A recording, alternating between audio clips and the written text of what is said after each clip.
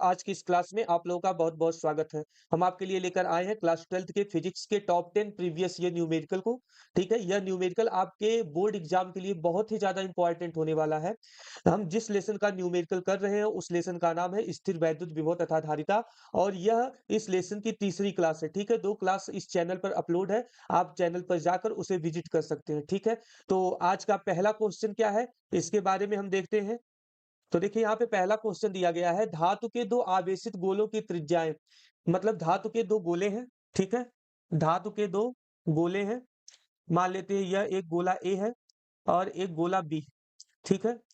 तो धातु के दो गोले हैं, आगे लिखा है कि एक की त्रिज्या 15 सेंटीमीटर मतलब कि यह जो A1 का मान दिया गया है, वो कितना दिया गया है? 15 सेंटीमीटर A1 का मान दिया गया है। ठीक है? और A2 का मान कितना दिया गया है? दूसरे गोले की जो त्रिज्या है वह 10 सेंटीमीटर की त्रिज्या दी गई है, ठीक है? तो हम यहाँ पे जो मात्रक दिया गया है सेंटीमीटर में दिया गया है, तो इसको मीटर में हम बदल सकते हैं। तो A1 बराबर हम लिख सकते हैं 15 गुणे 10 की घात -2, ठीक है? मीटर। और A2 का मान हम कितना लिख सकते हैं? A2 बराबर हम लिख सकते हैं 10 गुणे 10 की घात -2, ठीक है? मीटर। इसके बाद लिखा गया है कि प्रत्येक गोले पर 150 माइक्रोकूलाम का धन आवेश है मतलब कि ए गोले पर अगर बात करेंगे तो क्यू ए इसे कह देते हैं क्यू ए बराबर कितना है 150 गुणे 10 की घात -6 कूलाम। क्यू टू की जगह हमने बी माना है तो क्यू बी बराबर कितना दिया गया है क्यू बी बराबर दिया गया है उतना ही आवेश 150 गुणे 10 की घात -6 कूलाम क्योंकि यहाँ पे कहा है कि प्रत्येक गोले पर 150 माइक्रोकूलाम का धन आवेश है ठीक। अब इन दोनों गोलों को क्या किया जाता है? एक तार से जोड़ दिया जाता है। यह जो दोनों गोले हैं, इनको क्या किया जा रहा है? एक तार की सहायता से इसको जोड़ दिया गया। इस तरीके से इसको जोड़ दिया गया, ठीक है? तो क्या कहा है कि अब गोलों पर आवेश की गणना कीजिए। इनको जोड़ने के बाद, ठीक है ना? इन पर कितने आवेश होंगे, यह निकालना है। तो आवेश को निकालने के लिए जो हमारा फ़ॉर्मूला होता है, वह होता है Q बराबर CV। Q बराबर क्या होगा? CV। तो अगर हमको आवेश निकालना है, तो हमको सबसे पहले इस गोले की धारिता चाहिए, जिसको हम मानेंगे C1, ठीक है? और इस गोले का हमको विभव चाहिए और एक चीज़ यहाँ पे हम बता दें कि जब हम 2 आवेशी चालक को, ठीक है, एक दूसरे से जोड़ देते हैं, तो वहाँ पर क्या होता है? आवेश का स्थानांतरण होता है। आवेश का स्थानांतरण क्या होता है?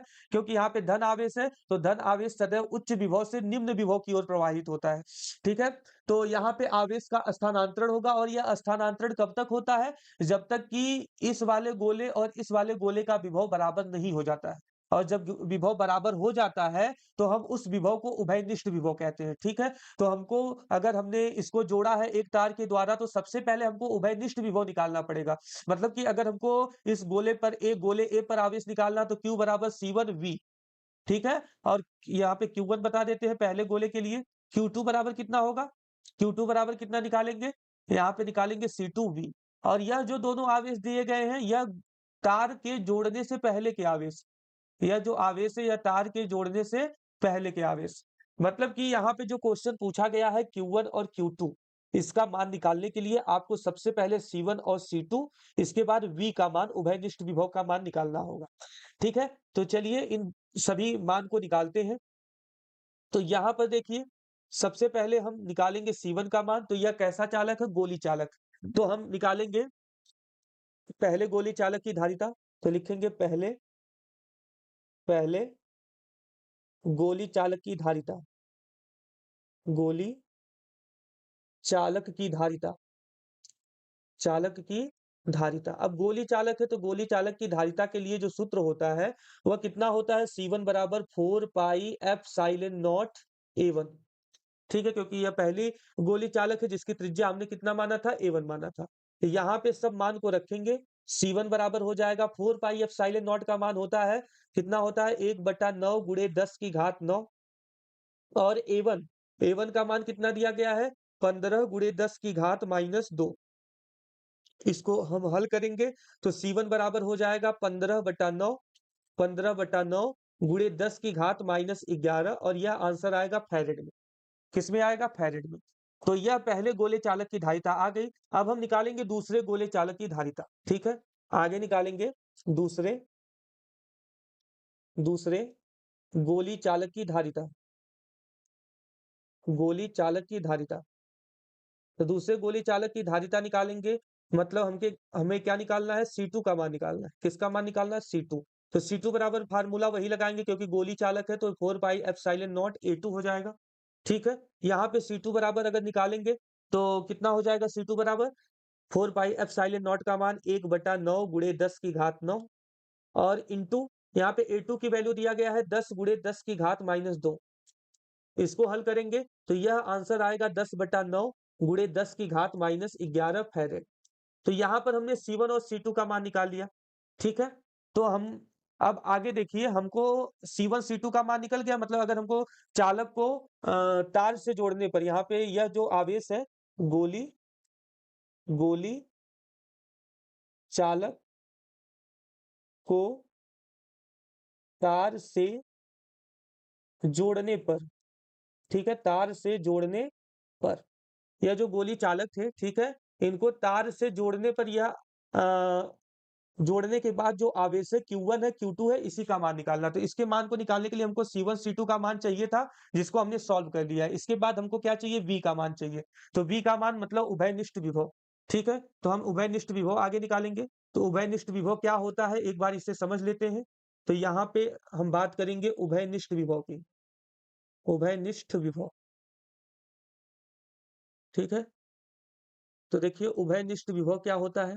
जैसे कि दो अगर चालक हैं, ठीक है ना, इन दोनों चालकों पर अलग अलग आवेश है। एक पर Q1 आवेश है, ठीक है ना, एक पर Q2 आवेश है। दोनों चालकों पर अलग अलग आवेश है, ठीक है, और इन पर जो विभव भी है वह भी क्या है, अलग अलग। विभव भी क्या है, अलग अलग है। इस पर V1 विभव है, इसका विभव कितना है, V2। जब हम इनको किसी चालक तार के द्वारा जोड़ देते हैं, तो यह आवेश अगर देखिए यहाँ पे V1 is greater than V2 होगा, मतलब कि V1 पर अगर V1 ज्यादा होगा, ठीक है ना, इस वाले चालक का विभव ज्यादा होगा पहले वाले, और दूसरे वाले चालक का विभव अगर कम होगा, तो धन आवेश का प्रवाह हमेशा उच्च विभव से निम्न विभव की ओर होता है। मतलब कि यहाँ पे जो आवेश है वो उसका स्थानांतरण होगा, लेकिन आवेश का स्थानांतरण कैसे होगा, V1 से V2 की तरफ होगा, क्योंकि V1 ज्यादा है, V2 क्या है, कम है। यह स्थानांतरण होगा कब तक, जब तक कि इन दोनों का विभव जो है वह समान नहीं हो जाता है। अगर इन दोनों गोलों का विभव या दोनों चालकों का विभव समान हो गया है, तो उसी विभव को हम कहते हैं उभयनिष्ठ विभव। क्या कहते हैं, उभयनिष्ठ विभव कहते हैं। ठीक है, तो इस तरीके से हम यहाँ पे उभयनिष्ठ विभव को समझ सकते हैं। अब हमको इसी की वैल्यू निकालना है, तो उभयनिष्ठ विभव का फार्मूला क्या होता है उसको लिख लेते हैं। तो देखिए उभयनिष्ठ विभव बराबर होता है, उभयनिष्ठ विभव V बराबर होता है कुल आवेश, कुल आवेश, ठीक है, क्या होगा, कुल आवेश बटे कुल धारिता, कुल आवेश बटे कुल धारिता। मतलब कि कुल धारिता कितनी है, कुल आवेश कितना है। अगर हम इन्हीं दोनों का अनुपात निकाल देंगे तो उभयनिष्ठ विभव मिल जाएगा। तो इसको हल करते हैं सबका मान रखकर। यहाँ पे देखिए कुल आवेश कितना दिया गया है, V बराबर अगर निकालेंगे तो कुल आवेश का जो मान है, अगर बात करें पहले चालक का, तो QA का मान 150 गुणे 10 की घात -6, QB का मान भी कितना है, 150 गुणे 10 की घात -6। तो यहाँ पे दोनों को जोड़ेंगे तो कुल आवेश निकल जाएगा 150 गुणे 10 की घात -6 प्लस 150 गुणे 10 की घात -6, और बटे में कितना हो जाएगा, कुल धारिता। तो कुल धारिता कितनी होगी, यहाँ पे कुल धारिता जो C1 का मान है वो 15/9 गुणे 10 की घात -11 है, ठीक है, प्लस 10/9 गुणे 10 की घात -11। ठीक है, इसको सॉल्व करेंगे आगे। तो इसको सॉल्व करने पर देखिए कितना आएगा, V बराबर हो जाएगा 150 हो जाएगा 300, ठीक है, 300 गुणे, यह देखिए इन दोनों को जोड़ेंगे तो यह 25 होगा, नीचे हर वाले को देखिए 15 और 10 को जोड़ेंगे 25 होगा, और 9 ऊपर आ जाएगा। तो हम यहाँ पे डायरेक्टली इसको लिख देते हैं, यह 10 की घात -6 हो जाएगा, बटे में कितना हो जाएगा, बटे में 25, 25 गुणे 10 की घात -11। ठीक है ना, इसको हम जब सॉल्व करेंगे तो हमको V का मान मिल जाएगा। अब आगे देखिए हमको निकालना क्या था, हमको निकालना था Q1 और Q2 का मान। कब निकालना था, क्योंकि यहाँ पे देखिए पहले Q1 Q2 का मान दिया गया, लेकिन यह कब का मान दिया गया, जब दोनों चालकों को तार के द्वारा नहीं जोड़ा गया था तब। अब हमको किसका मान निकालना है, जब गोली चालक को तार से जोड़ दिया जाता है तब। तो उसके लिए हम Q1 बराबर निकालेंगे, लिखेंगे यहाँ पे चालक को चालक को तार से तार से जोड़ने पर जोड़ने पर ठीक है, आवेश। तो सबसे पहले चालक का आवेश निकालेंगे। पहले चालक का आवेश चालक का आवेश। तो पहले चालक का आवेश निकालने के लिए फार्मूला लगाएंगे, Q1 बराबर C1V। यहाँ पे हम मान रख देते हैं C1 का और V का। तो देखिए यहाँ पे कितना हो जाएगा, C1 का मान कितना दिया गया है, यहाँ पे Q1 बराबर हो जाएगा, C1 का मान आया था 15/9, 15/9 गुणे 10 की घात -11। ठीक है, यह C1 का मान था। और V का मान कितना आया है, V का मान आया है 300 गुणे 9 गुणे 10 की घात -6 बटे 25 गुणे 10 की घात -11। तो यहाँ पर अगर हम देखेंगे, यहाँ पर आप देखिए 9 से 9 कट जाएगा, ठीक। 10 की घात -11 से 10 की घात -11 भी कट जाएगा। तो Q1 बराबर कितना बचेगा, Q1 बराबर यहाँ पे बच गया 15 गुणे 300 गुणे 10 की घात -6 और बटे में 25।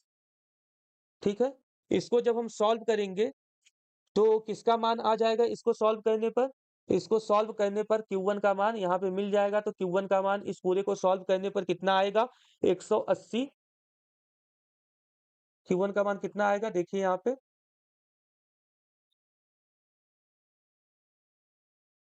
Q1 बराबर आ जाएगा 180 गुणे 10 की घात -6 कूलाम। ठीक है, जिसे हम क्या लिख सकते हैं, इसे हम लिख सकते हैं 180 माइक्रो कूलाम। क्या लिख सकते हैं, 180 माइक्रो कूलाम। तो यह पहले चालक का आवेश आ गया। इसी तरीके से हम दूसरे चालक का आवेश निकालेंगे। तो इधर निकाल देते हैं दूसरे चालक का आवेश, इस साइड देखिए, यहाँ पे थोड़ा सा स्पेस है तो इधर ही सॉल्व कर देते हैं। तो यहाँ पे निकालेंगे दूसरे चालक का आवेश, चालक का आवेश। तो Q2 का मान निकालना है। तो Q2 का मान कैसे निकलेगा, Q2 बराबर हो जाएगा C2V। Q2 बराबर कितना होगा, C2V। तो यहाँ पे C2 का मान रखेंगे और V का मान रखेंगे। तो C2 का मान कितना आया था, 10/9, 10/9 गुणे 10 की घात -11। V का मान कितना आया है, V का मान आया है 300 गुणे 9 गुणे 10 की घात -6 और बटे 25 गुणे 10 की घात -11। तो यहाँ पे देखिए 10 की घात -11 से यहाँ पर भी 10 की घात -11 कट जाएगा, यहाँ पर 9 से 9 कट जाएगा। ठीक है, तो यहाँ पे कितना आंसर आ जाएगा, यहाँ पे 300।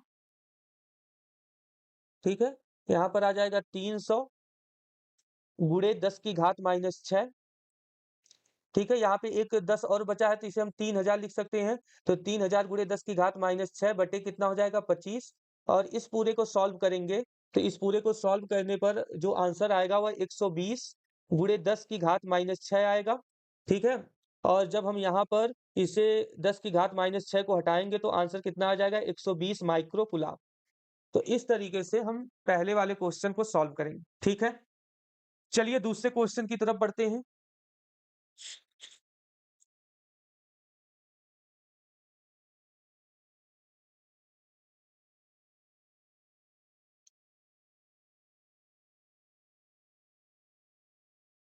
तो देखिए क्वेश्चन नंबर 2 में लिखा गया है, धातु के दो गोलों की त्रिज्याएं। यहाँ पर भी वही कंडीशन दी गई है जो अभी हम सॉल्व करके आए हैं। ठीक है, यहाँ पर भी जो धातु है उसके दो गोले हैं, एक गोला ए है, एक गोला क्या है, बी। ठीक है, इसकी त्रिज्याएं कितनी दी गई है, A1 का मान 18 सेंटीमीटर है। तो 18 गुणे 10 की घात -2 मीटर लिख सकते हैं इसे। ठीक है, A1 की वैल्यू हो गई। और A2 की वैल्यू कितनी हो जाएगी, A2 की वैल्यू हो जाएगी 27 गुणे 10 की घात -2। A2 की वैल्यू हो गई। इसके बाद लिखा गया है 75 माइक्रो कूलाम आवेश दिया। इसमें से जो प्रत्येक गोले हैं उनको 75 माइक्रो कूलाम। Q1 बराबर Q2 बराबर 75 गुणे 10 की घात -6 कूलाम का आवेश दिया जाता है दोनों गोलों। तो जब इनको जोड़ा जाता है, इन दोनों गोलों को भी जोड़ना है। तो जब इन दोनों गोलों को जोड़ा जाता है, ठीक है, एक तार के द्वारा इनको जोड़ा जाएगा, तो इनका उभयनिष्ठ विभव क्या होगा, अभी उभयनिष्ठ विभव के बारे में हमने आपको बताया था। ठीक है, तो उभयनिष्ठ विभव जो होता है उसका फार्मूला पहले लिख लेते हैं। V बराबर होता है कुल आवेश मतलब Q1 प्लस Q2 बटे कुल धारिता मतलब C1 प्लस C2। तो यह फार्मूला यूज करके इस क्वेश्चन को सॉल्व करेंगे। सबसे पहले यहाँ पे हमको Q1 Q2 की वैल्यू निकालने की जरूरत नहीं है, वो दिया गया है तो हम यहाँ पे डायरेक्टली रख सकते हैं। लेकिन हमको जो निकालना वैल्यू यहाँ पर है वह C1 और C2 का। तो सबसे पहले हम C1 और C2 का वैल्यू निकालेंगे। तो C1 और C2 का वैल्यू निकालने के लिए सबसे पहले हम बात करेंगे चालक ए चालक ए की धारिता चालक ए की धारिता, क्योंकि जो चालक है वो कैसा है, गोली चालक है। ठीक है, गोली चालक है तो गोली चालक की धारिता के लिए सूत्र होता है 4 पाई एप्सिलॉन नॉट ए। ठीक, यहाँ पे पहले चालक की बात हो रही है तो A1 होगा, तो C1 बराबर कितना हो जाएगा, C1 बराबर हो जाएगा 1/9 गुणे 10 की घात 9।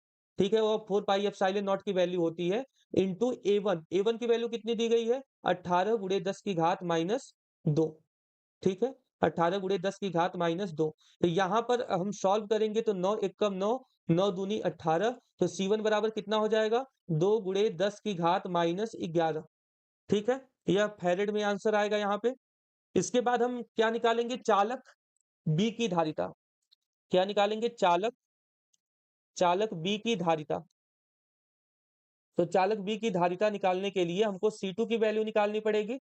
C2 बराबर 4 पाई एप्सिलॉन नॉट A2। ठीक है, यहाँ पर भी C2 की भी वैल्यू भी कितनी होगी, C2 की भी वैल्यू होगी 1/4 पाई एप्सिलॉन नॉट की वैल्यू यहाँ पे हो जाएगी 1/9 गुणे 10 की घात 9। और A2 की वैल्यू कितनी दी गई है, A2 की वैल्यू दिया गया है 27 गुणे 10 की घात -2। ठीक है, यहाँ पर देखिए इसको भी सॉल्व करेंगे तो यह 3 बार में 9 से कट जाएगा 27। तो C2 बराबर कितना आ जाएगा, C2 बराबर आ जाएगा 3 गुणे 10 की घात -11 फैरेड।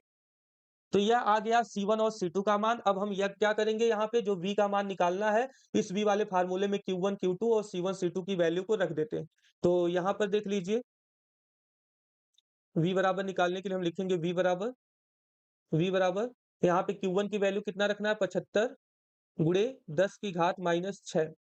Q2 की वैल्यू भी उतना ही रखना है 75 गुणे 10 की घात -6। और बटे आगे देखिए C1 की वैल्यू कितना रखना है 2 गुणे 10 की घात -11 प्लस 3 गुणे 10 की घात -11। तो V बराबर दोनों को जोड़ेंगे तो 75 75 150 होगा, 150 गुणे 10 की घात -6। और यहाँ पे हर में 2 और 3 को जोड़ेंगे तो यह 5 गुणे 10 की घात -11 हो जाएगा। V बराबर निकालेंगे तो यह 30 गुणे 10 की घात कितना आ जाएगा, 11 में से 6 घटाएंगे तो 5 हो जाएगा। ठीक है, और V बराबर आ जाएगा 3 गुणे 10 की घात 5 वोल्ट। यह इस प्रश्न का आंसर होगा 3 गुणे 10 की घात, सॉरी यहाँ पे जो 0 1 है। ठीक है, जब 0 यहाँ से हटाएंगे तो यह एक पावर बढ़ जाएगी तो यह 3 गुणे 10 की घात 6 वोल्ट आएगा। ठीक है, तो इस तरीके से हम इस क्वेश्चन को सॉल्व करेंगे। बढ़ते हैं तीसरे क्वेश्चन की तरफ।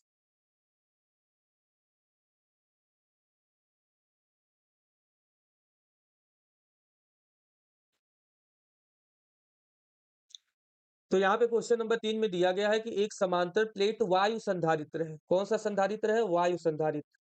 ठीक है, यहाँ पे इस बात को हाईलाइट कर देते हैं कि यह वायु संधारित्र है, मतलब कि ऐसा संधारित्र जिसके बीच में क्या भरी हुई है, वायु भरी हुई है। तो इसकी धारिता कितनी दी गई है, 3 माइक्रोफैरेड की दी गई है। और आगे लिखा गया है कि के परावैद्युतांक तथा 3D/4 मोटाई की प्लेट को, ठीक है, जब संधारित्र की प्लेटों के बीच में रखते हैं, मतलब कि एक हम परावैद्युत प्लेट लेते हैं जिसकी मोटाई कितनी है 3D/4 और उसका परावैद्युतांक कितना है के। ठीक है ना, इसको हम कहाँ रखते हैं, इसको हम संधारित्र की प्लेटों के बीच में रखते हैं। ठीक है, तो क्या होता है, संधारित्र की धारिता कितनी हो जाती है, संधारित्र की धारिता हो जाती है 6 माइक्रोफैरेड। तो क्या निकालना है, यह जो परावैद्युत पदार्थ है उसका परावैद्युतांक हमको निकालना है। ठीक है, तो संधारित्र संधारित्र क्या होता है इसके बारे में हम बात करेंगे सबसे पहले। ठीक है, तो बात कर लेते हैं संधारित्र की।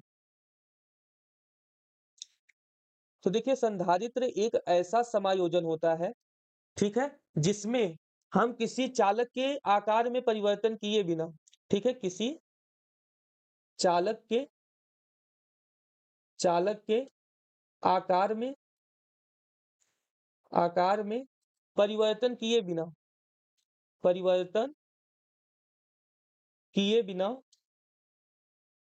किए बिना चालक की धारिता को बढ़ा सकते हैं। ठीक है? की धारिता को चालक की धारिता को क्या कर सकते हैं? चालक की धारिता को बढ़ा सकते हैं। ठीक है? तो यह होता है संधारित्र। ठीक है? तो चालक की धारिता को हम बिना चालक के आकार में परिवर्तन किए बिना बढ़ाते हैं, तो उसी को हम क्या कहते हैं? संधारित्र। वह जो तरीका होता है, वह संधारित्र कहलाता है। ठीक है? संधारित्र कैसे बनाया जाता है? इसमें धातु की 2 प्लेटें हैं और दोनों प्लेटों को एक-दूसरे से कुछ दूरी पर रखा जाता है। ठीक है? तो सबसे पहले हम संधारित्र को बनाते हैं। यहाँ पर देखिए एक मान लेते हैं यह धातु की प्लेट है। ठीक है? एक यह धातु की प्लेट है और एक यह धातु की प्लेट है। यह 2 धातु की प्लेटें हैं। ठीक है? यहाँ पर देखिए इस वाले प्लेट को ठीक है, किसी विद्युत स्रोत के द्वारा आवेश दिया जाता है पॉजिटिव चार्ज। ठीक है? तो यहाँ पर इस वाले प्लेट पर क्या आ जाता है? नेगेटिव चार्ज आ जाता है। ठीक है? उतना ही नेगेटिव चार्ज आ जाता है। अब यह जो संधारित्र है, ठीक है? इसकी जो धारिता है वह हम 2 तरीके से निकालते हैं। एक, जब प्लेटों के बीच में वायु भरी, तो जब प्लेटों के बीच में वायु हो, जब प्लेटों के बीच क्या हो? वायु हो, तो इसके लिए हम जो C है मतलब कि धारिता है, वह फ़ॉर्मूला क्या होता है निकालने का? Epsilon not A upon D। ठीक है ना? Epsilon not A upon D, जहाँ पे एप्सिलॉन नॉट जो है वह निर्वात की वैद्युतशीलता है, A जो है प्लेटों का क्षेत्रफल है और जो D है इन दोनों प्लेटों के बीच की दूरी है। ठीक है? तो यहाँ पे इसे हम C1 बता देते हैं, इसे इक्वेशन नंबर फर्स्ट कर देते हैं। ठीक है? आगे क्वेश्चन में कहा जा रहा है कि इसके बीच में क्या भर दिया जाता है? के परावैद्युतांक तथा 3D/4 मोटाई की प्लेट को जब संधारित्र की प्लेटों के बीच में रखते हैं। एक ऐसी प्लेट है जिसकी मोटाई 3D/4 है, मतलब कि इसकी पूरी मोटाई तो D है, इसके बीच की दूरी कितनी है? D है और इसी के बीच में एक 3D/4 मोटाई की प्लेट को रखा जाता है। ठीक है? तो इसके लिए हम अलग से फिगर बनाएंगे। देखिए इधर, तो यहाँ पे फिगर बना देते हैं।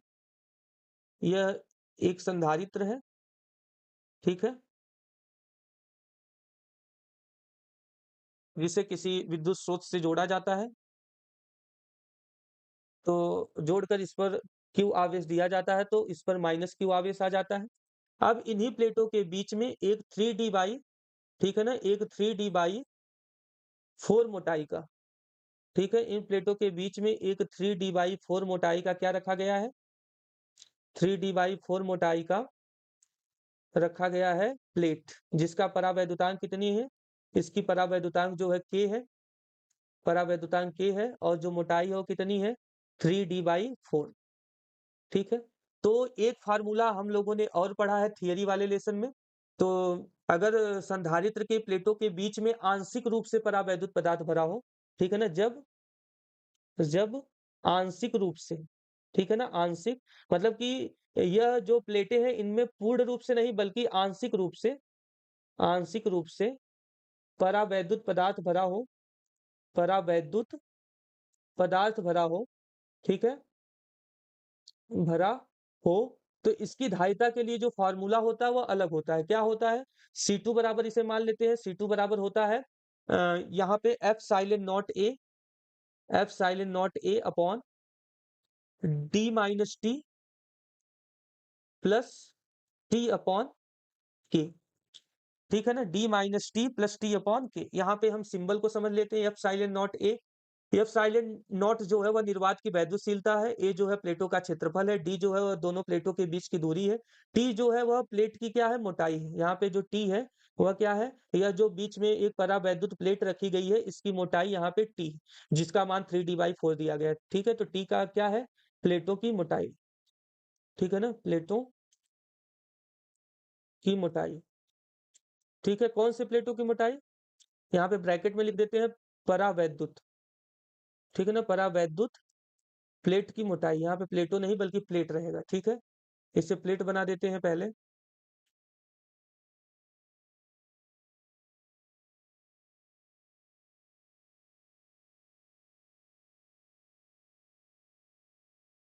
ठीक है, प्लेट की मोटाई यहाँ पे दिया गया है।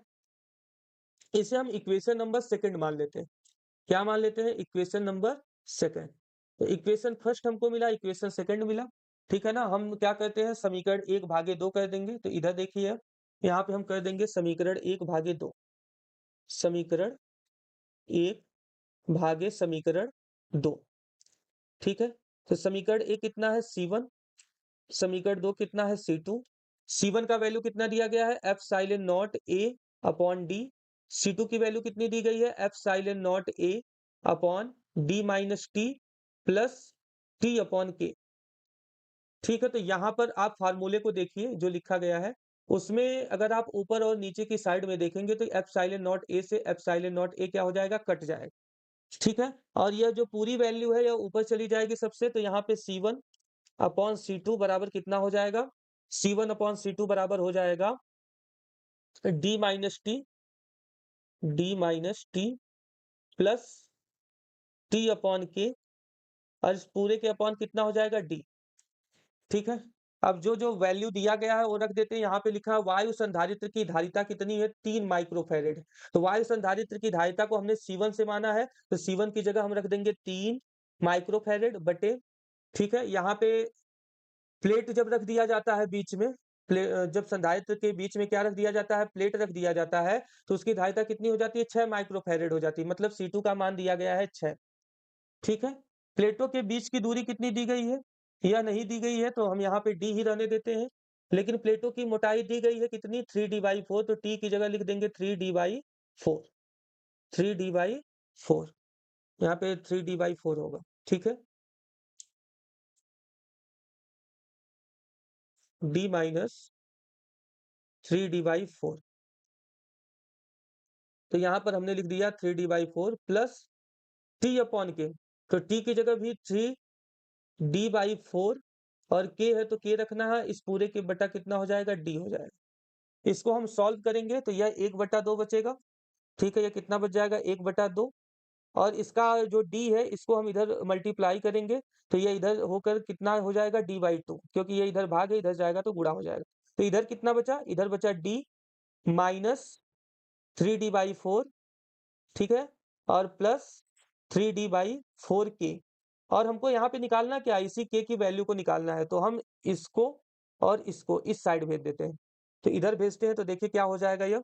यहाँ पे हो गया D/2 पहले से था, यहाँ पे यह आएगा तो माइनस D, और यह आएगा तो प्लस D/3D/4, 3D/4, और बराबर कितना हो जाएगा? 3D/4K। इसको सॉल्व करते हैं, पहले इसका एलसीएम लेंगे तो कितना आ जाएगा? इसका एलसीएम आ जाएगा 4। ठीक है, यहाँ पे हो जाएगा कितना? 2D माइनस यहाँ पे 4D हो जाएगा। ठीक है, 4D हो जाएगा, और यहाँ पे कितना हो जाएगा? 3D हो जाएगा, और बराबर कितना हो जाएगा? 3D/4K। इसी को अब सॉल्व करना है, हमारा आंसर आ जाएगा आसानी से। ठीक है, तो देखिए यहाँ पे 3D और 2D, 5D हो जाएगा, और 5D में से 4D घटाएंगे तो कितना बचेगा? केवल D/4 बच जाएगा, और बराबर यहाँ पे हो जाएगा 3D/4K। तो यहाँ पर देखिए D से D कैंसिल हो जाएगा, 4 से 4 कैंसिल हो जाएगा, मतलब कि 3/K बराबर बचा 1। तो यहाँ पे K बराबर कितना आएगा? K बराबर आ जाएगा 3। तो यह हो जाएगा इसका आंसर। ठीक है, तो यह क्वेश्चन जो था वह 2020 में पूछा गया था, आपके एग्जाम के लिए इम्पोर्टेंट है। ठीक है, कब पूछा गया है? 2020 में। ठीक, क्वेश्चन नंबर 4 की तरफ बढ़ते हैं। तो देखिए क्वेश्चन नंबर 4 में दिया गया है कि संधारित्रों के दिए नेटवर्क में बिंदुओं ए तथा बी के बीच तुल्य धारिता ज्ञात कीजिए, और यह जो 4 माइक्रोफैरेड का संधारित्र है, इसके प्लेटों के बीच में विभवांतर, मतलब कि हमको 2 चीजें यहाँ पे निकालनी है। एक तुल्य धारिता मतलब कि C इक्विवेलेंट निकालना है, ठीक है, और दूसरा क्या निकालना है? विभवांतर V का मान निकालना है। तो यहाँ पे 2 वैल्यू फाइंड करनी है। ठीक है, तो इसको कैसे सॉल्व करेंगे? यहाँ पर सबसे पहले हमको यह समझना पड़ेगा कि यहाँ पे कौन से संधारित्र श्रेणी क्रम में जुड़े हैं, कौन से संधारित्र समांतर क्रम में जुड़े हैं। ठीक है, तो हम यहाँ पर आवेशों के प्रवाह के अनुसार हम समझेंगे कि कौन सा जो संधारित्र है श्रेणी क्रम में है, कौन सा संधारित्र समांतर क्रम में। तो सबसे पहले हम इन 2 संधारित्र की बात करेंगे, 3 माइक्रोफैरेड के, और यह जो 3 माइक्रोफैरेड के संधारित्र हैं, हम सबसे पहले इनकी बात करेंगे। ठीक है, तो अगर आप देखेंगे कि आवेश अगर यहाँ से प्रवाहित होना शुरू होता है, तो जब यह पॉइंट ए पर पहुँचेगा, ठीक है? तब जितना आवेश यहाँ से चला था, उतना ही आवेश यहाँ तक जाएगा, ठीक है? इस वाले पॉइंट तक जाएगा। लेकिन इस वाले पॉइंट के बाद आवेश को जाने के 2 रास्ते हैं, मतलब कि इसमें 18 माइक्रोफ़ैरड में अलग आवेश जाएगा, 6 माइक्रोफ़ैरड में अलग आवेश जाएगा। अब आगे देखिए, 18 माइक्रोफ़ैरड के बाद भी जस्ट एक पॉइंट दी गई है, जहाँ पे आवेश के जाने के 2 रास्ते हैं। तो एक आवेश यहाँ पर भी 3 माइक्रोफ़ैरड में अलग आवेश चला जाएगा और एक आवेश 3 माइक्रोफ़ैरड जो नीचे वाला संधारित्र है, उसमें अलग जाएगा। मतलब कि इस 3 माइक्रोफ़ैरड और इस 3 माइक्रोफ़ैरड में आवेश अलग-अलग है। और जब संधारित्र में आवेश अलग-अलग प्रवाहित होते हैं, तो वह संधारित्र समांतर क्रम में होता है। तो यह हम कहेंगे कि 3 माइक्रोफ़ैरड तथा 3 माइक्रोफ़ैरड समांतर क्रम में। किस क्रम में है? समांतर क्रम में है। समांतर क्रम में है। समांतर क्रम संयोजन का क्या सूत्र लगता है? डायरेक्ट इसको जोड़ देते हैं C बराबर C1 प्लस C2। तो 3 प्लस 3 अगर डायरेक्ट जोड़ेंगे तो यह 6 माइक्रोफ़ैरड आ जाएगा। ठीक है? तो यह दोनों मिलकर इन दोनों का तुल्य धारिता आ गई 6 माइक्रोफ़ैरड। ठीक है? अब यह जो फिगर है कुछ इस तरीके से बन जाएगा। यहाँ पे हम सबसे पहले फिर से फिगर बना देते हैं। ठीक है? तो नया फिगर कैसा हो जाएगा? यहाँ पे अगर आप देखेंगे पॉइंट नंबर ए है, पॉइंट नंबर ए से एक संधारित्र लगा हुआ है कितना? 4 माइक्रोफ़ैरड का। इसके बाद ठीक है, इसी से एक संधारित्र और लगा हुआ है, वह कितने माइक्रोफ़ैरड का है? 18 माइक्रोफ़ैरड का है और इसी 18 माइक्रोफ़ैरड से 3 और 3 को सॉल्व करने के बाद कितना आया था? 6 माइक्रोफ़ैरड यह भी जुड़ा हुआ है। ठीक है ना? और एक संधारित्र अगर आप देखेंगे 6 माइक्रोफ़ैरड का जो कि नीचे लगा हुआ है। ठीक है? तो इस तरीके से यह फिगर इसमें चेंज हो जाएगा। यह पॉइंट ए था और यह पॉइंट क्या था? बी था। ठीक है? यह पॉइंट था बी। अब आगे देखिए, आप यहाँ पे क्लियरली देख पा रहे होंगे कि 18 माइक्रोफ़ैरड यह है और यह कितना आया था? 6 माइक्रोफ़ैरड। यह कितना आया था? 6 माइक्रोफ़ैरड और यह कितना था? 4 माइक्रोफ़ैरड। अगर आप यहाँ पे स्पष्ट रूप से देखेंगे तो 18 और 6 यह दोनों किस क्रम में है? श्रेणी क्रम में है, क्योंकि अगर यहाँ से आवेश प्रवाहित होगा, ठीक है? तो 18 में और 6 में बराबर आवेश जाएगा और जब बराबर आवेश का प्रवाह होता है किसी संधारित्र में, ठीक है? तो वह किस क्रम में होते हैं? श्रेणी क्रम में। तो 18 और 6 किस क्रम में है? श्रेणी क्रम में है। तो यहाँ पे लिखेंगे 18 माइक्रोफ़ैरड तथा 6 माइक्रोफ़ैरड, ठीक है? श्रेणी क्रम में है। श्रेणी क्रम में है। श्रेणी क्रम में है। तो श्रेणी क्रम के लिए फ़ॉर्मूला होता है 1/C, इसे C1 मान लेते हैं, ठीक है? इसे C2 कहते हैं। 1/C2 बराबर कितना हो जाएगा? 1/18 प्लस 1/6। इसी को सॉल्व करेंगे आगे, तो इसका एलसीएम कितना होगा? इसका एलसीएम होगा 18 और इसको हल करने के बाद यह 18 1 बचेगा केवल, यहाँ पे 6 त्रिक 18 3 हो जाएगा, ठीक है? यह 1/C2 बराबर आया। यहाँ पर 1/C2 बराबर निकालेंगे तो यह 4/18 हो जाएगा, ठीक है? C2 बराबर निकालेंगे तो कितना हो जाएगा? 18/4। तो C2 का मान कितना आया? 18/4 आ गया, ठीक है? अब आगे देखिए, यहाँ पे इन दोनों को सॉल्व करने के बाद आ गया 18/4। तो अब यह फिगर, ठीक है, अलग टाइप से बन जाएगा। इसको हम चाहे तो काट भी सकते हैं। 9 दूनी 18, 2 दूनी 4, तो यह हो जाएगा 9/2। ठीक है, तो यह फिगर अब देखिए कैसा बन जाएगा।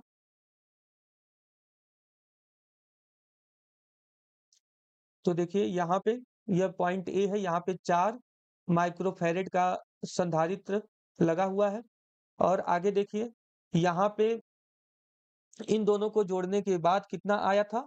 इन दोनों को जोड़ने के बाद यहाँ पे आया था 9/2, ठीक है? और इसी में कितना लगा हुआ है? 6।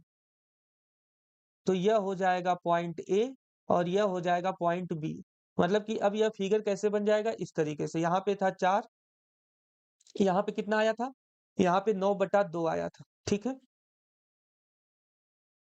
यहाँ पे आया था 9/2। आगे देखिए, आगे इसका मान कितना था? 6 माइक्रोफ़ैरड। अब अगर हम तो यहाँ पे तुल्य धारिता निकालेंगे तो 9 माइक्रोफ़ैरड, 9/2 माइक्रोफ़ैरड और 6 माइक्रोफ़ैरड, यह दोनों किस क्रम में है? समांतर क्रम में है। तो यहाँ पे लिख देंगे, यहाँ पे क्या लिखेंगे? यहाँ पे लिखेंगे 9/2 माइक्रोफैरेड तथा 6 माइक्रोफैरेड किस क्रम में है? समांतर क्रम में। समांतर क्रम में है। तो समांतर क्रम में अगर यह है तो यहाँ पर कौन सा फार्मूला लगेगा?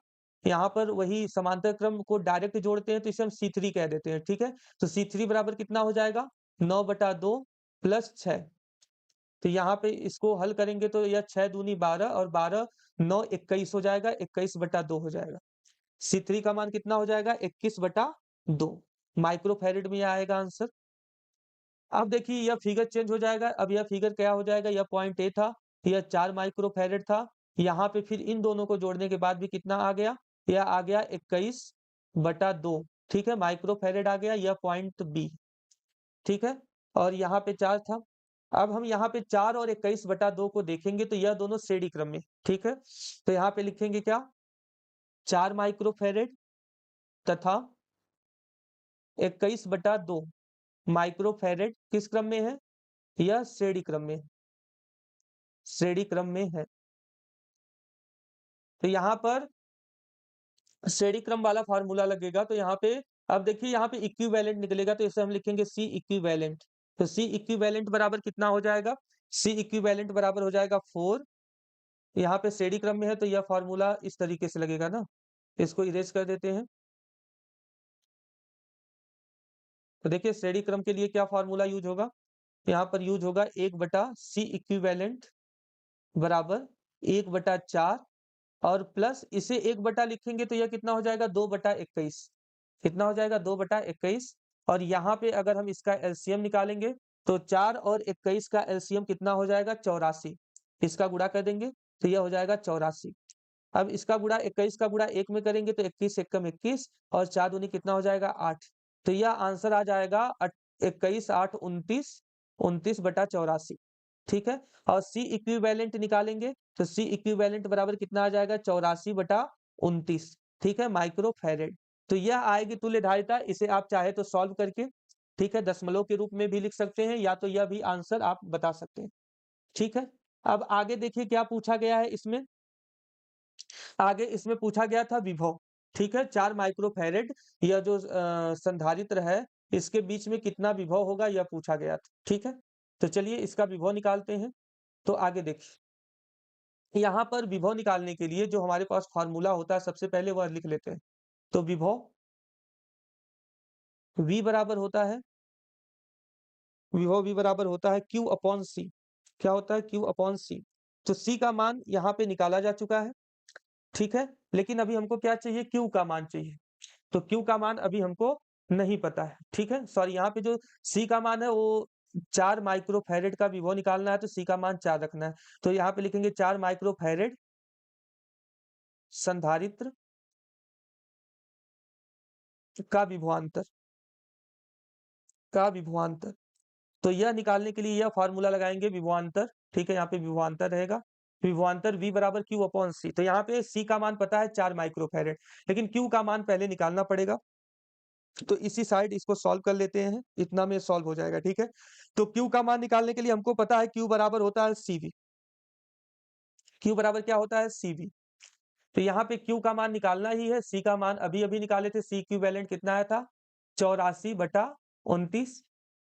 और V का मान यहाँ पे दिया गया है, कितना दिया गया है? यहाँ पे अभी आप फिगर देखेंगे तो फिगर में यह जो पूरा संयोजन था वह 2 वोल्ट के विभवांतर के सेल से जुड़ा हुआ था, ठीक है? 2 वोल्ट के विद्युत वाहक बल के सेल से यह जुड़ा हुआ है। तो यहाँ पर हम क्या करेंगे? V का मान 2 रख देंगे तो यहाँ पर हो जाएगा 2, ठीक है? इसको सॉल्व करेंगे तो इसका Q का मान कितना आ जाएगा सॉल्व करने पर? इसमें 2 से गुणा कर दीजिए तो यह 168 हो जाएगा, ठीक है? यह कितना हो जाएगा? 168/29, 168/29 हो जाएगा। और क्योंकि यह जो C है वह किसमें रखा गया है? माइक्रोफैरेड में रखा गया है। तो यह जो आंसर आएगा वो किसमें आएगा? माइक्रोकूलम में आएगा। तो Q का मान 168/29 माइक्रोकूलम आ जाएगा। तब यहाँ पर V बराबर निकालेंगे तो V बराबर Q का मान 168/29 और C का मान कितना रखेंगे? C का मान रखेंगे 4। और इस पूरे को जब हम सॉल्व करेंगे, ठीक है? तो यह कितना आ जाएगा? इसको आप सॉल्व कर लीजिएगा, यह आ जाएगा 1.44 वोल्ट। ठीक है, यह आ जाएगा आंसर।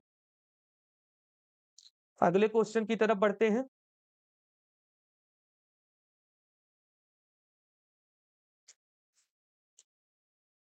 तो देखिए क्वेश्चन नंबर 5 में कहा जा रहा है कि एक समांतर प्लेट वायु संधारित्र की धारिता 16 पिको फैरेड है। कितना पिको फैरेड है?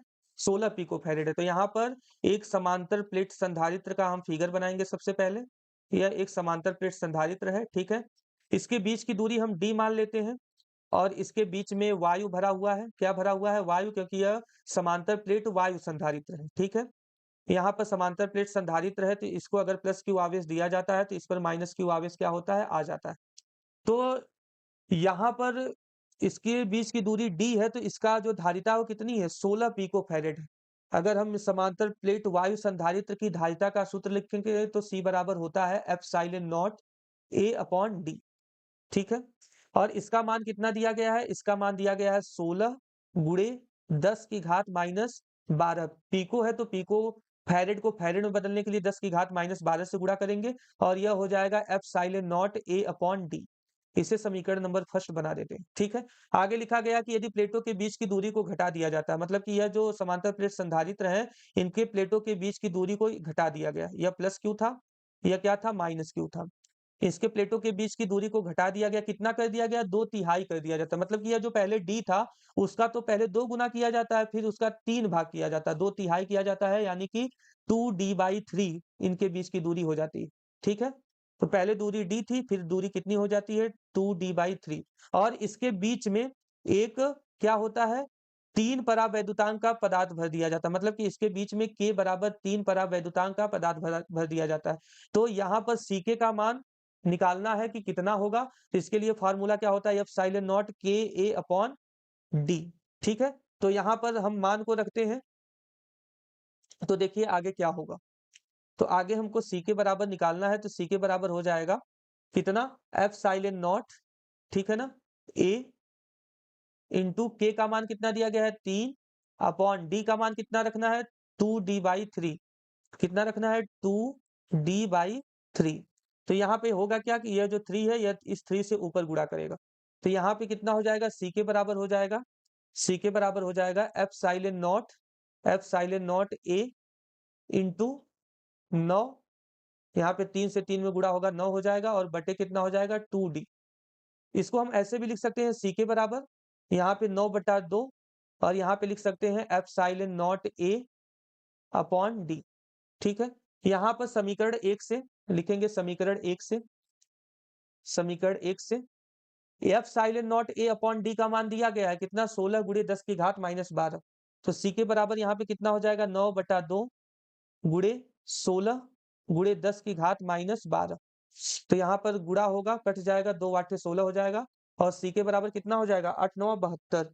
यहाँ पे कितना हो जाएगा? 8 9 72 गुणे 10 की घात माइनस 12। यह आंसर आया है फैरेड में। सी के बराबर निकालेंगे तो यह हो जाएगा 72 पिको फैरेड, ठीक है। तो यह आंसर आ जाएगा क्वेश्चन नंबर 5 का, ठीक है। आगे क्वेश्चन नंबर 6 की तरफ बढ़ते हैं।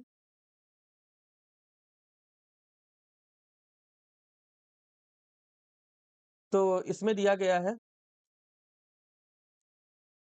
तो क्वेश्चन नंबर 6 में दिया गया है कि चित्र में प्रदर्शित संधारित्र में संचित ऊर्जा ज्ञात कीजिए।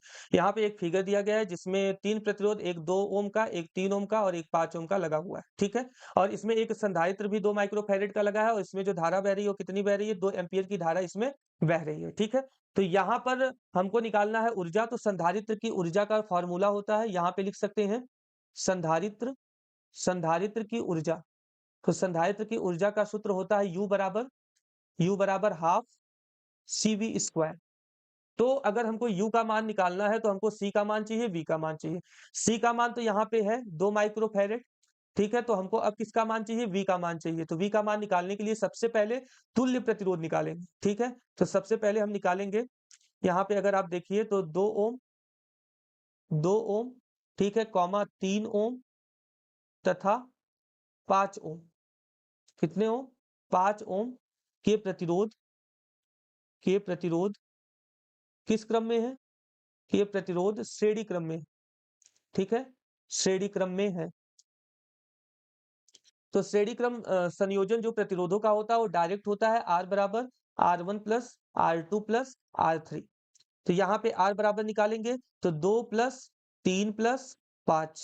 तो R बराबर कितना ओम आ जाएगा? 10 ओम आ जाएगा। ठीक है, यहाँ पे 3 2 5 5 10, तो 10 ओम हो गया। ठीक है, इसके बाद यहाँ पे अगर हम विभवांतर निकालेंगे, ठीक है, विभवांतर, तो विभवांतर V बराबर क्या होता है? V बराबर होता है IR। तो I का मान कितना दिया गया है? 2, और R का मान कितना दिया गया है? 20। तो यह कितना, सॉरी 10, तो यह कितना हो जाएगा? 10 दूनी 20 वोल्ट हो जाएगा विभवांतर। अब यहाँ पे आसानी से हम संधारित्र की ऊर्जा निकाल सकते हैं। तो यहाँ पे देखिए आगे हम फार्मूला लगा सकते हैं, U बराबर हाफ CV² जो कि हमने अभी आपको पहले भी बताया है। तो U बराबर हो जाएगा 1/2 इंटू C का मान कितना है? 2 माइक्रो फैरेड, तो 2 गुणे 10 की घात -6 फैरेड में बदल जाएगा। और V का मान कितना रखेंगे? 20 गुणे 20, 20 गुणे 20। इसको सॉल्व करेंगे तो यह देखिए 2 से 2 कट जाएगा, और यह 20 गुणे 20 कितना हो जाएगा? 400 हो जाएगा। ये कितना हो जाएगा? 400, और यह गुणे 10 की घात -6। ठीक है, U बराबर अगर हम निकालें तो 4 गुणे 10 की घात -4 जूल आ जाएगा आंसर। ठीक है, 4 गुणे 10 की घात -4 जूल इसका आंसर आएगा। क्वेश्चन नंबर 7 पे चलते हैं।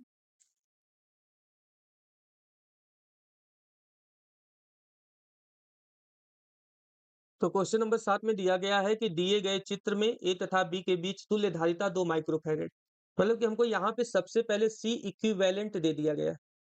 C इक्विवेलेंट कितना दे दिया गया है? 2 माइक्रोफैरेड पहले दे दिया गया है। ठीक है, संधारित्र C की धारिता ज्ञात कीजिए। यहाँ पे यह जो संधारित्र C लगा हुआ है इसकी धारिता हमको निकालनी है। तो यह जो फिगर है सबसे पहले हम इसकी तुल्य धारिता निकालते हैं कितनी होगी। तो अगर यहाँ से इसको सॉल्व करना स्टार्ट करें तो आप देखेंगे 2 माइक्रोफैरेड और यह वाला 2 माइक्रोफैरेड, दोनों किस क्रम में है? समांतर क्रम में। तो यहाँ पे लिखेंगे 2 माइक्रोफैरेड, 2 माइक्रोफैरेड तथा 2 माइक्रोफैरेड समांतर क्रम में। किस क्रम में है? समांतर क्रम में है। तो यह समांतर क्रम में है, उसके लिए यहाँ पर देखिए इसका अगर हम तुल्य धारिता निकालेंगे तो इसे हम C डैश मान लेते हैं। C डैश बराबर इन दोनों को डायरेक्ट जोड़ेंगे तो यह 4 माइक्रोफैरेड हो जाएंगे।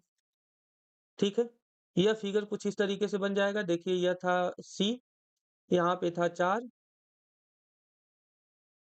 यहाँ पे था 4, और यह दोनों मिलकर कितने हो गए? यह दोनों मिलकर हो गए 4। ठीक है, और फिर इसके बाद देखिए आगे यहाँ पे 2 है और यहाँ पे कुछ नहीं। ठीक, यह B था और यह क्या था? A था। तो हमने यह फिगर एक बार फिर से बना लिया। यहाँ पे कितना आया? 4 आया, यहाँ पे कितना था? 4 था, और यहाँ पे कितना है? 2 है। ठीक है, और यहाँ पे कितना है? C है। अब आगे देखिए इसको कैसे सॉल्व करेंगे, यह जो नीचे वाला फिगर। तो अगर आप इस फिगर को देखेंगे तो यहाँ पे यह जो 4 है और यह जो 4 है, यह दोनों 4 श्रेणी क्रम में दिखाई दे रहे हैं। तो इनको हम श्रेणी क्रम में पहले जोड़ लेते हैं। ठीक है, तो लिखेंगे 4 माइक्रोफैरेड, 4 माइक्रोफैरेड तथा 4 माइक्रोफैरेड किस क्रम में है? श्रेणी क्रम में है। श्रेणी क्रम में है। तो इनको अगर हम श्रेणी क्रम में जोड़ेंगे तो 1 बटा, इसे हम C डबल डैश मान लेते हैं क्योंकि श्रेणी क्रम संयोजन को हम 1 बटा C बराबर 1 बटा C1 प्लस 1 बटा C2 के रूप में जोड़ते हैं। तो इसे यहाँ पे C डैश हमने माना था तो इसे C डबल डैश मान लेते हैं। C डबल डैश बराबर 1 बटा 4 प्लस 1 बटा 4। तो यह कितना हो जाएगा? 1 बटा C डबल डैश बराबर 2 बटा 4 हो जाएगा। ठीक है, और C डबल डैश बराबर कितना हो जाएगा? C डबल डैश बराबर हो जाएगा 4/2, 4/2 मतलब कि 2 माइक्रोफैरेड यह आ जाएगा। ठीक ठीक है, अब फिर यह फिगर चेंज हो गया। अब फिर कैसा फिगर बना उसको फिर एक बार बनाते हैं। यहाँ पे C था, अब यहाँ पे देखिए यह दोनों सॉल्व करने के बाद कितने हो गए? यह दोनों जो है सॉल्व करने के बाद 2 आ गए। ठीक है, यहाँ पे 2 आ गए। ठीक है, अब आगे देखिए यहाँ पर 2 था। अब यह फिगर कुछ इस तरीके का बन गया। ठीक है, यहाँ पे B है, यहाँ पे कितना है? A। अब यहाँ पे 2 आया था, यहाँ पे 4 पहले से सॉरी 2 पहले से दिया गया है। तो इस 2 और इस 2 को देखेंगे, तो यह जो दोनों 2 हैं, वह समांतर क्रम में है। वह क्या है? समांतर क्रम में। तो यहाँ पर जो दोनों 2 हैं, इनको हम किस क्रम में जोड़ेंगे? समांतर क्रम में जोड़ेंगे। तो लिखेंगे 2 माइक्रोफ़ैरेड तथा 2 माइक्रोफ़ैरेड समांतर क्रम में, समांतर क्रम में है। तो यहाँ पे इनको समांतर क्रम में जोड़ेंगे तो यह कितना हो जाएगा? C ट्रिपल डैश इसे मान लेते हैं, C ट्रिपल डैश बराबर कितना हो जाएगा? 2, 2, 4। यह 4 माइक्रोफ़ैरेड हो गया, ठीक है? अब यह फिगर, ठीक है, देखिए किसमें कन्वर्ट हो गया? यह फिगर इस रूप में हो जाएगा अब, यहाँ पर यह C था, ठीक? यहाँ पे यह सॉल्व करने के बाद कितना आ गया? यह सॉल्व करने के बाद आ गया 4, ठीक है? 4 माइक्रोफ़ैरेड।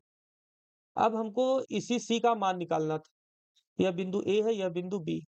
हमको इसी C का मान निकालना है। तो इस C का मान निकालने के लिए अब हम क्या करेंगे देखिए, अब यहाँ पे C और 4 दोनों किस क्रम में हैं? C और 4 को अगर आप देखेंगे तो यह दोनों श्रेणी क्रम में है। तो श्रेणी क्रम संयोजन का सूत्र लगाएँगे तो 1/C इक्विवेलेंट आएगा और बराबर कितना हो जाएगा? 1/C प्लस 1/4, ठीक? और 1/C इक्विवेलेंट का मान, सॉरी C इक्विवेलेंट का मान क्वेश्चन में ही दे दिया था 2 माइक्रोफ़ैरेड, तो यहाँ पे रख देते हैं। तो 1/2 बराबर 1/C प्लस 1/4। इसको इधर ट्रांसफर करेंगे तो 1/C बराबर हो जाएगा कितना? 1/C बराबर 1/2 माइनस 1/4। इसका एलसीएम लेंगे तो इसका एलसीएम 4 आएगा, ठीक है? इसका एलसीएम कितना आएगा? 4। और यहाँ पे कितना हो जाएगा? यहाँ पे हो जाएगा 2, यहाँ पे हो जाएगा 1 और यह हो जाएगा 1/C बराबर। इसी को यहीं पे सॉल्व कर लेते हैं तो C बराबर हो जाएगा 1/C बराबर कितना हो जाएगा? यहाँ पे 1/4 हो जाएगा और C बराबर आ जाएगा यहाँ पे 4 माइक्रोफ़ैरेड। यही इस क्वेश्चन का आंसर होगा, ठीक है? यह क्वेश्चन आपके एग्जाम के लिए इम्पोर्टेंट है। यह क्वेश्चन 2022 में पूछा गया है, ठीक है? यह क्वेश्चन कब पूछा गया है? 2022 में यह क्वेश्चन पूछा गया है। ठीक, तो यह प्रश्न संख्या 7 था जिसको हम इस तरीके से सॉल्व कर सकते हैं। इसके बाद 8वें प्रश्न की तरफ बढ़ते हैं।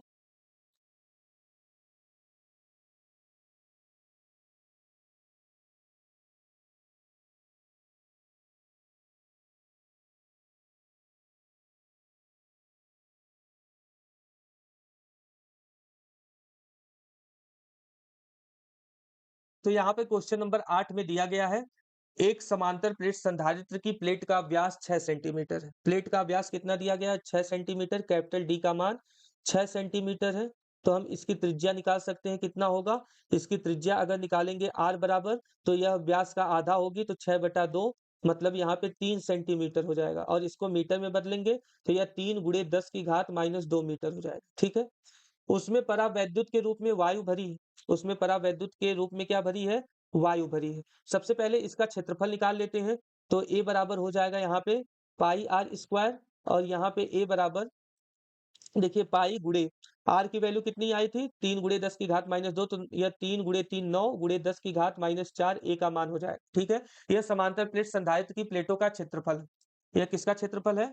समांतर समांतर प्लेट, ठीक है? संधारित्र संधारित्र की प्लेटों का क्षेत्रफल, प्लेटों का क्षेत्रफल, ठीक है?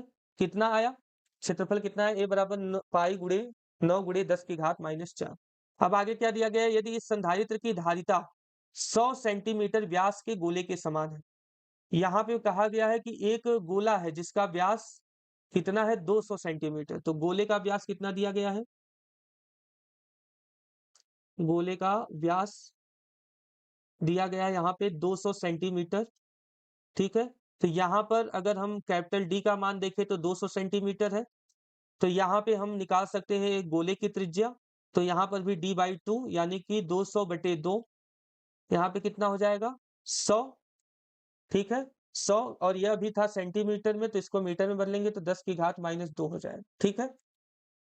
अब यहाँ पे कहा जा रहा है कि यदि इस संधारित्र की धारिता गोले की धारिता के समान हो, मतलब कि संधारित्र की धारिता संधारित्र की धारिता और गोले की धारिता, दोनों की धारिता क्या हो जाए? बराबर हो जाए। गोले की धारिता, ठीक है? दोनों की धारिता क्या हो जाए? बराबर हो जाए। तो यहाँ पे हम दोनों का मान रखेंगे, कितना रखेंगे? देखिए यहाँ पे, हम यहाँ पे संधारित्र की धारिता का फ़ॉर्मूला जानते हैं कितना होता है? एप्सिलॉन नॉट, ठीक है? एप्सिलॉन नॉट ए का वैल्यू कितना है? पाई गुणे 9 गुणे 10 की घात -4 और बटे कितना? डी, मतलब बीच की दूरी, बराबर यहाँ पे यह किसके समान है? यह गोले की धारिता के समान है, तो गोले की धारिता क्या होता है? 4 पाई एप्सिलॉन नॉट, ठीक है? और यहाँ पे आर होता है त्रिज्या, तो त्रिज्या कितना दिया गया है? 100 गुणे 10 की घात -2। और हमको निकालना क्या है? हमको यहाँ पे अगर आप क्वेश्चन देखेंगे, तो हमको यहाँ पे दूरी निकालना है। क्या ज्ञात करना है? दूरी ज्ञात कीजिए, ठीक है? तो इस क्वेश्चन में हमको डी का वैल्यू निकालना है। तो यहाँ पर देखिए कुछ यहाँ पे वैल्यू कट रही है, तो यहाँ पर देखिए एप्सिलॉन नॉट से एप्सिलॉन नॉट कट जाएगा, पाई से पाई कट जाएगा, ठीक है? यहाँ पर देखिए यह हो जाएगा कितना? यह तो 100 से 10 की घात -2 भी कट जाएगा। तो इधर केवल कितना बचा? 4, इधर कितना बचा? 4। तो यहाँ पे बचा 9 गुणे 10 की घात -4 बटे डी बराबर 4, ठीक है? तो डी बराबर कितना आ जाएगा? डी बराबर आ जाएगा 9/4 गुणे 10 की घात -4, ठीक है? यह जो आंसर है वो किसमें आया है? मीटर में आया है। यह जो डी का आंसर है वो किसमें आया है? मीटर में आया है, ठीक है? इसमें अगर हम 9/4 को हल करें, तो 9/4 को हल करने पर 2.25 गुणे 10 की घात -4 मीटर आएगा, ठीक है? तो यह आंसर हो जाएगा।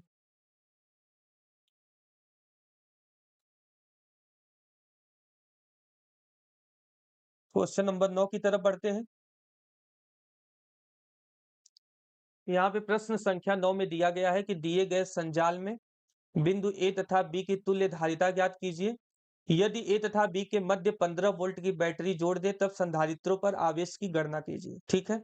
यह क्वेश्चन दिया गया है। यहाँ पर यह फिगर है। पहला जो धारिता है संधारित्र की वह 4 माइक्रोफैरेड है, दूसरा भी 4 माइक्रोफैरेड है, तीसरा भी 4 माइक्रोफैरेड है, चौथा भी 4 माइक्रोफैरेड है।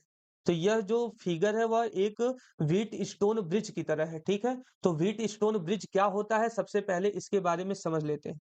तो सबसे पहले हम बात करेंगे व्हीट स्टोन सेतु की, ठीक है? तो व्हीट स्टोन सेतु में क्या होता है? 4 प्रतिरोध को हम लेते हैं, ठीक है ना? 4 प्रतिरोध को लेते हैं। उन 4 प्रतिरोध को श्रेणी क्रम में जोड़कर, ठीक है ना? उन 4 प्रतिरोध को श्रेणी क्रम में जोड़कर हम एक समांतर चतुर्भुज बनाते हैं। क्या बनाते हैं? एक समांतर चतुर्भुज का निर्माण करते हैं, ठीक है? और यह जो प्रतिरोध है हम इसको इस प्रकार समायोजित करते हैं। इसको जैसे हमने बैटरी से जोड़ दिया एक सिरे को, इसको हमने बैटरी से जोड़ दिया, ठीक है? यहाँ पे हम कोई गैल्वेनोमीटर लगा देंगे, यहाँ पे हम कोई गैल्वेनोमीटर लगा देंगे जी, ठीक है? यहाँ पे हम इसके नीडल को शो कर रहे हैं। तो यहाँ पर देखिए, तो व्हीटस्टोन सेतु के अकॉर्डिंग यहाँ पर हम 4 प्रतिरोधों को श्रेणी क्रम में इस प्रकार जोड़ते हैं कि यह जो प्रतिरोध लगे हुए हैं, ठीक है? यहाँ पे हम अगर माने P है, यहाँ पे Q प्रतिरोध है, यहाँ पे R है और यहाँ पे S। तो यहाँ पे 2 संलग्न भुजाओं का जो अनुपात है, 2 संलग्न भुजाओं पर लगे प्रतिरोधों का अनुपात है। अगर शेष 2 संलग्न भुजाओं पर लगे प्रतिरोधों के अनुपात के बराबर होता है, तो यह जो बीच वाला तार होता है, इसमें कोई भी धारा नहीं बहती। यह जो बीच वाला तार होता है, इसमें कोई भी धारा नहीं बहती है। इसको चेक करने के लिए यहाँ पे गैल्वेनोमीटर लगाया जाता है, तो इसके जो सुई होती है गैल्वेनोमीटर की, उसमें कोई विक्षेप नहीं होता। एक बार हम इसको फिर से बताते हैं।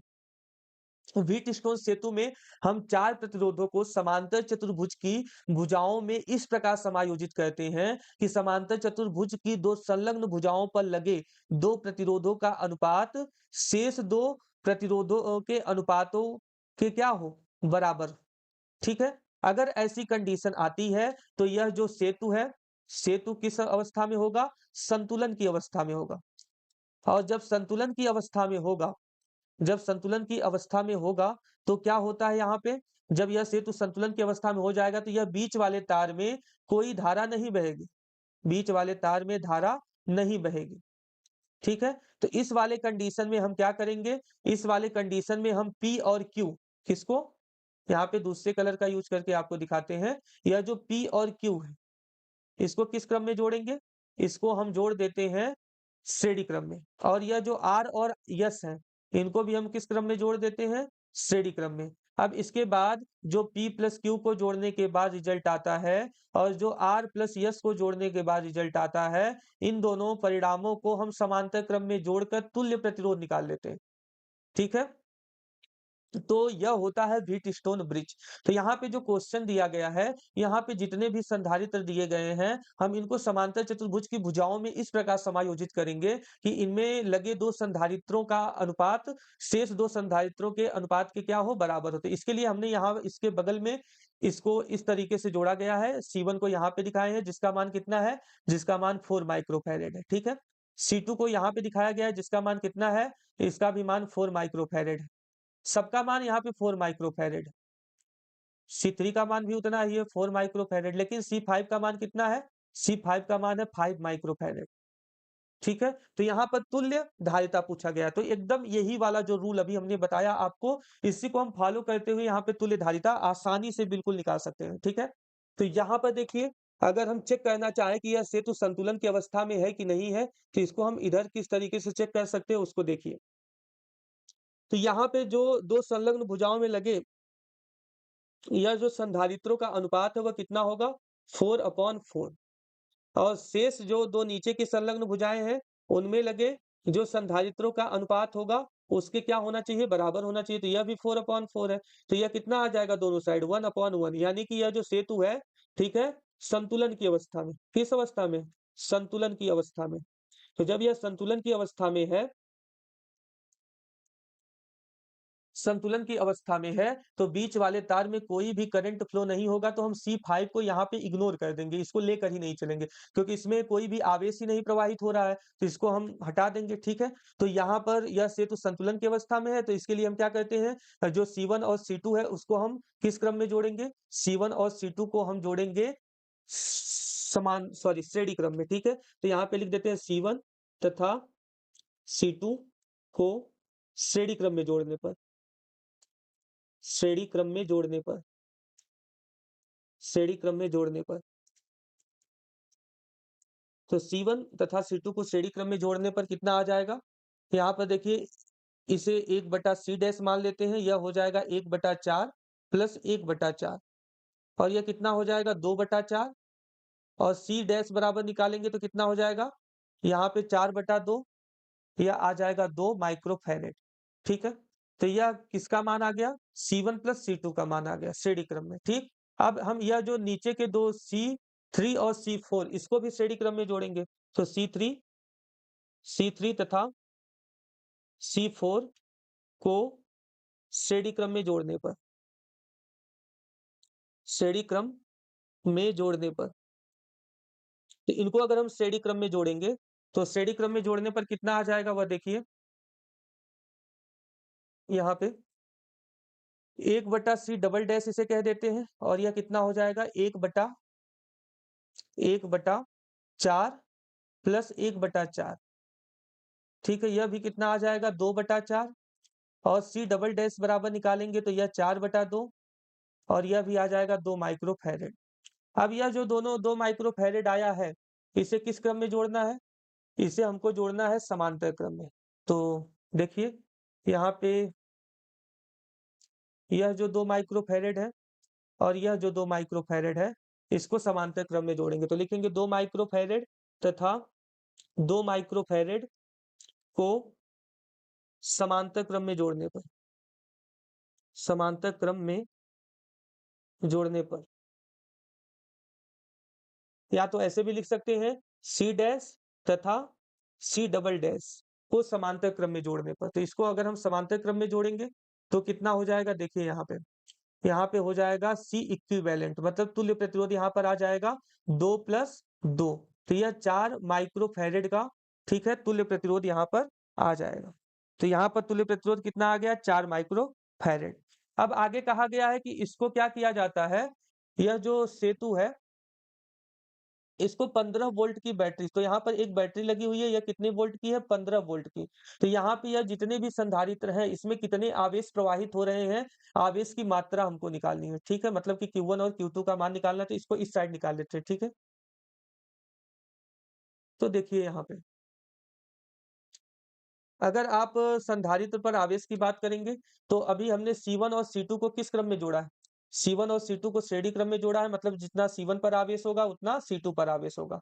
तो तथा C1 तथा C2 पर आवेश,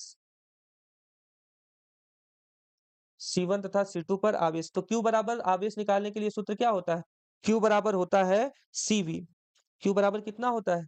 C और V, ठीक है? तो यहाँ पर अगर हम C का मान लिखेंगे और V का मान लिखेंगे, तो हमारा Q1 का मान आ जाएगा। तो C का मान कितना दिया गया है? यहाँ पे अभी हम लोगों ने निकाला था 2 माइक्रोफ़ैरेड, तो 2 माइक्रोफ़ैरेड हो जाएगा। देखिए यहाँ पे जो C है वह कहाँ से आया है? यह जो 4 माइक्रोफ़ैरेड यानी कि C1 और C2 को जब श्रेणी क्रम में जोड़ा जाएगा, तो जो तुल्य धारिता आएगी वह यहाँ पे C का मान रखना है, ठीक है? C1 और C2 पर आवेश निकालने के लिए। तो 2 माइक्रोफ़ैरेड और इंटू V का मान कितना है? 15। तो यह हो जाएगा 15 दूनी 30 माइक्रो कूलम्ब। यह C1 और C2 पर आवेश आ जाएगा 30 माइक्रो कूलम्ब, ठीक है? तो इसी तरीके से देखिए हम निकालेंगे किस पर? C3 तथा C4 पर आवेश, C4 पर आवेश, यह किसके बराबर होगा? Q2 के बराबर होगा। तो Q2 बराबर भी यहाँ पे C डैश आया था ना, तो यहाँ पे C डैश रख देते हैं। यह C डबल डैश हो जाएगा और V हो जाएगा। तो C डबल डैश कितना आया था? C डबल डैश आया था 2, यह भी 2 ही आया था, और यहाँ पे 15 था, तो यह भी कितना हो जाएगा? 30 माइक्रो कूलम्ब। तो यहाँ पे सभी संधारित्र पर जो आवेश की मात्रा होगी वह 30 माइक्रो कूलम्ब की होगी, ठीक है? चलिए लास्ट क्वेश्चन की तरफ बढ़ते हैं, क्वेश्चन नंबर 10। तो क्वेश्चन नंबर 10 में धातु का 2 गोला दिया गया है, 6 सेंटीमीटर तथा 4 सेंटीमीटर का, और इसे समान विभव तक आवेशित किया जाता है। यहाँ पे फिगर बना के समझ लेते हैं। एक धातु का गोला जो है वह 6 सेंटीमीटर का है, ठीक है? और एक धातु का गोला जो है वह कितने सेंटीमीटर का है? 4 सेंटीमीटर का। यह 6 सेंटीमीटर का है, इसका व्यास है, ठीक है? यह 4 सेंटीमीटर का है। तो इसकी यह जो व्यास दिया गया है d बराबर 6 सेंटीमीटर, d1 बराबर, तो यहाँ से r1 का मान निकाल सकते हैं 3 सेंटीमीटर, और इसको हम मीटर में बदलेंगे तो 3 गुणे 10 की घात माइनस 2 मीटर हो जाएगा, ठीक है? यहाँ से हम r2 का वैल्यू d2 का वैल्यू निकाल सकते हैं, तो 4 सेंटीमीटर, तो यहाँ से r2 बराबर कितना हो जाएगा? इसी का आधा 2 सेंटीमीटर, और यह r2 बराबर हो जाएगा 2 गुणे 10 की घात माइनस 2 मीटर। ठीक है? गोलों के आवेशों के पृष्ठ घनत्व का अनुपात निकालना है, कब? जब इन्हें समान विभव तक आवेशित किया जाता है। मतलब कि दोनों धातु के गोलों का जो विभव है वह क्या है? समान है। V1 बराबर V2 बराबर क्या है? V। ठीक है? तो यहाँ पर हमको इनके पृष्ठ घनत्व का अनुपात चाहिए। तो आपको पता है पृष्ठ घनत्व होता क्या है? ठीक है? तो पृष्ठ घनत्व जो होता है उसको हम सिग्मा से प्रदर्शित करते हैं, और सिग्मा बराबर होता है Q अपॉन A। ठीक है? और Q बराबर क्या होता है? क्योंकि यहाँ पे संधारित्र की बात हो रही है, और यहाँ पे संधारित्र और विभव की बात हो रही है, तो Q बराबर हो जाएगा CV और अपॉन A। ठीक है?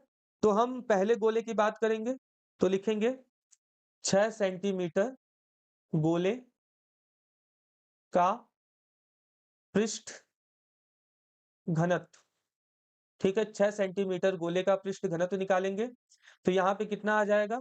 6 सेंटीमीटर गोले का पृष्ठ घनत्व, यहाँ पे इसे हम सिग्मा 1 मान लेते हैं, और यह कितना हो जाएगा? C, क्योंकि गोला है तो गोले की जो धारिता होती है 4 पाई एप्सिलॉन नॉट, और यहाँ पे R1, तो R1 का मान कितना दिया गया है? 3 गुणे 10 की घात माइनस 2, और इंटू V, और अपॉन में कितना हो जाएगा? A। ठीक?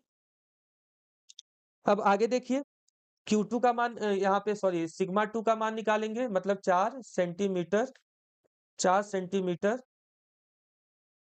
गोले का गोले का पृष्ठ घनत्व, ठीक है?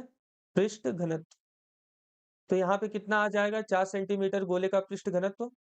देखिए सिग्मा 2 बराबर निकालेंगे, सिग्मा 2 बराबर हो जाएगा 4 पाई एप्सिलॉन नॉट इंटू, ठीक है? 4 पाई एप्सिलॉन नॉट इंटू 4 गुणे 10 की घात माइनस 2। ठीक है, यहाँ पे क्योंकि यह व्यास दिया गया था तो हम लोगों ने त्रिज्या निकाला तो यहाँ पे 2 होगा। ठीक है, इसको इरेज कर देते हैं पहले। यहाँ पे कितना रखना है, 4 गुणे 10 की घात माइनस 2। ठीक है, सॉरी 2 गुणे 10 की घात माइनस 2 रखना है।